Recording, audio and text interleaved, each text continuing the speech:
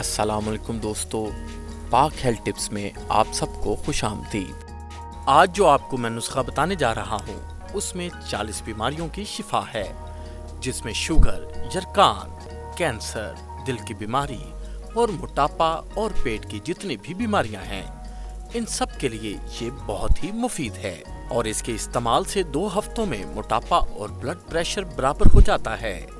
आप इस नुस्खे को जरूर इस्तेमाल करें। इस नुस्खे में अदरक, अनारदाना और पुदीना इस्तेमाल होता है। इन तीनों चीजों को मिलाकर चटनी बनाई जाती है। तो चलें इसकी मिकदार बता देता हूँ ताकि इसको आप नोट कर सकें और अपने इस्तेमाल में ला सकें। इज्जा।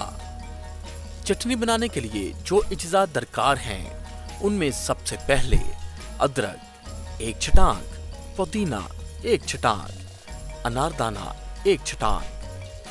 तरकीब: इन तीनों चीजों को अच्छी तरह धो लें और ग्राइंडर में अच्छी तरह ग्राइंड कर लें। इसमें नमक और कोई भी दूसरी चीज नहीं डालनी, सिर्फ इन्हीं तीनों चीजों को आपस में मिक्स ग्राइंड करना है। इसके बाद जब चटनी तैयार हो जाए तो इसे फ्रिज में रख दें और सुबह, दोपहर और शाम खाने के बाद 1-1 चम्मच खाएं।